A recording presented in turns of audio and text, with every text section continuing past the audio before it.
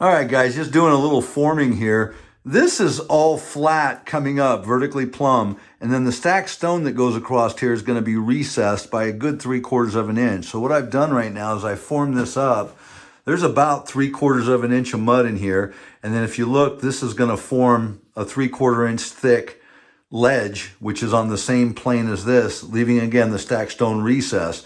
But this little cantilever out again is my shelf that comes up, you know, all the way around. So this is going to give me a form to pour that. And I'm even going to come up on the edge about 3/4 and stucco up to give me a bite on that. Again, I've got a shelf that's cantilevering here, but it's supported by ledge, literally. So I'm going to do that. I even came over here and formed in this as a closure. So again, I can stick my diamond in there. And I'm just going to pour this one. If it works the way I want it to, then I'll replicate that the rest of the way. If not, then I'm just going to hand do it, which is another process I could have used, but I wanted to have something to form this cantilever ledge. So I'm just going to give this a run real quick and I'll be right back with you. Okay, so I just stripped this, the plywood and the forms all off, and you can see I've got a really good cantilever. So again, the stacked stone goes in here and it's going to come out about another 3/4 of an inch. It's still going to leave a little ledge here. And then this, I'll be putting those panels on, coming up 8 inches out and then making that a shelf all the way around. So I got that first part done. I'm going to continue with that process. This here is obviously ledgered down on this. It's about an inch thick, maybe.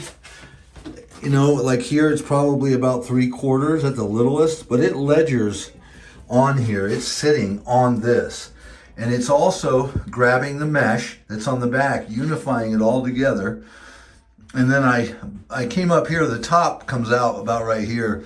I came up and I put this from like a 3/4 down to, I don't know, it's probably a good 1.5 2 inches out. It's really strong when I go to put this on here. And remember, the rest of the rock also bears down on this. So it's continuous support from the floor to this rock to that rock and going on up. So it's gonna be very secure.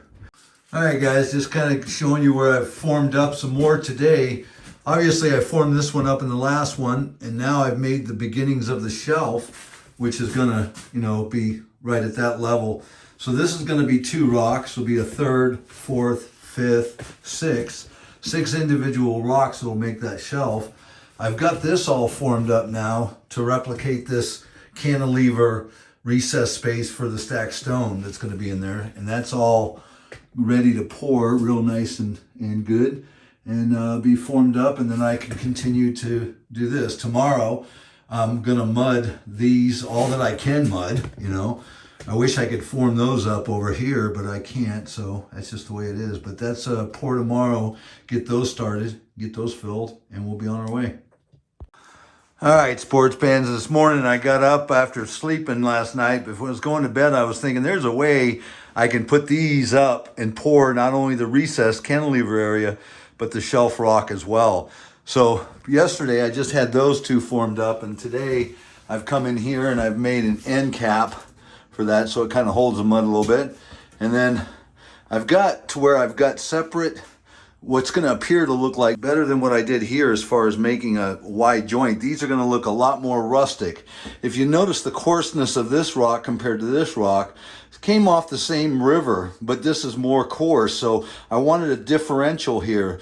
This is one little kind of texture and color, and the color is going to be the same on the granite. This is still granite, but this is going to be a different texture and color. This is more roughened than this, and it's just a change. But anyway, I've got the 6 rocks, individual rocks, formed up and ready to start mudding, and that's what I'm going to do right now. I just got to put an end on this, and I'm going to make a little cardboard form once I get this recess mudded. I'm going to make a little V cardboard form so I don't have to come back in and dig out like I did here afterwards. I'm going to make it with the mud. So stick with me, getting ready to mud it. Okay, so I've got this mudded.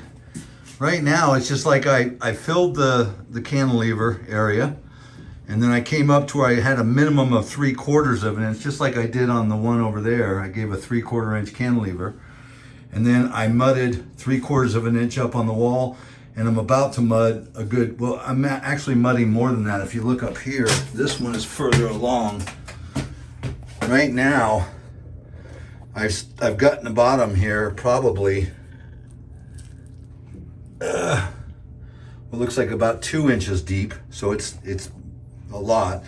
And then I came up from 2 inches out up to 3/4, and then the same here. So I've got a V in there that's my material, which is what the panels are casted with. So it's like a redundant casting. This just becomes a form of aesthetics.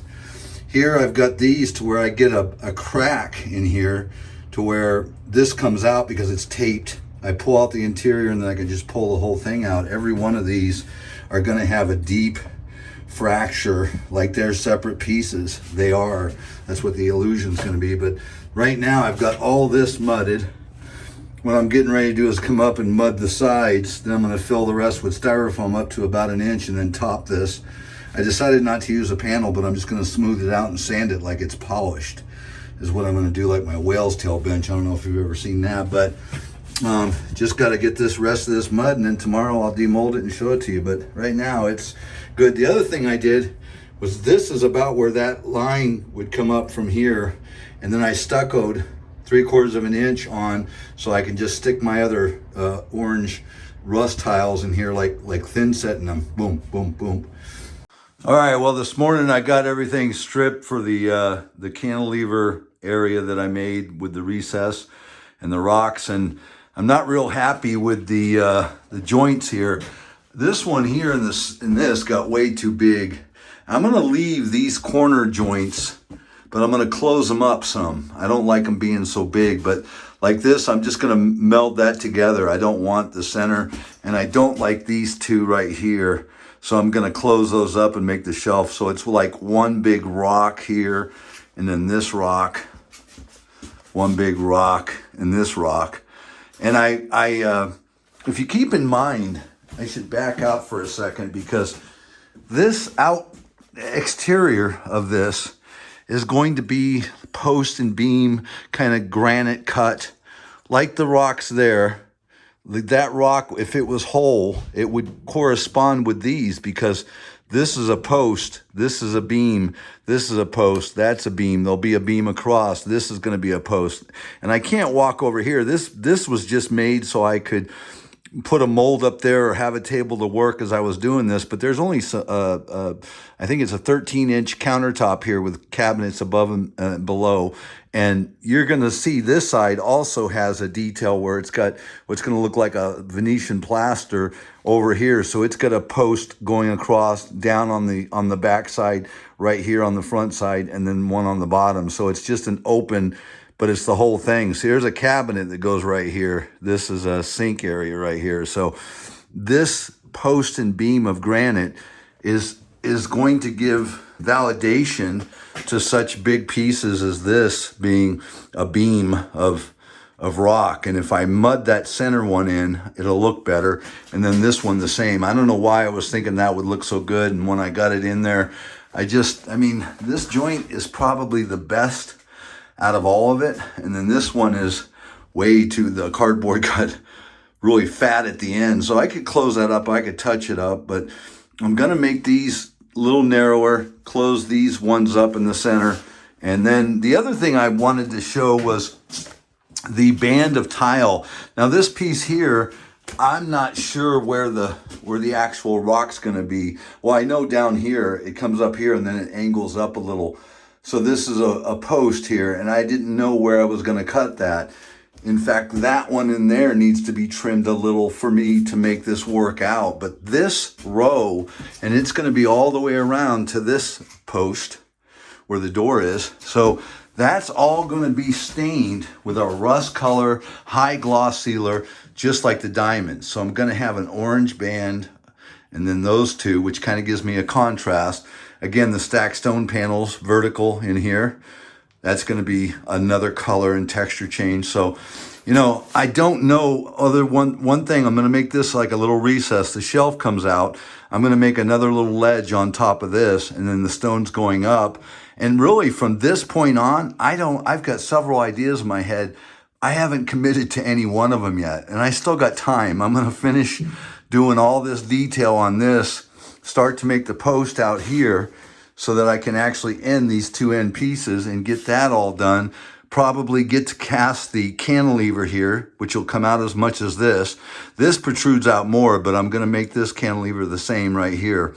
And then from there on out, I don't know what I'm doing exactly, but I'm gonna get the cantilever ready, because whatever I do, it's gonna stick out. This is somewhat recessed, the way it's gonna look.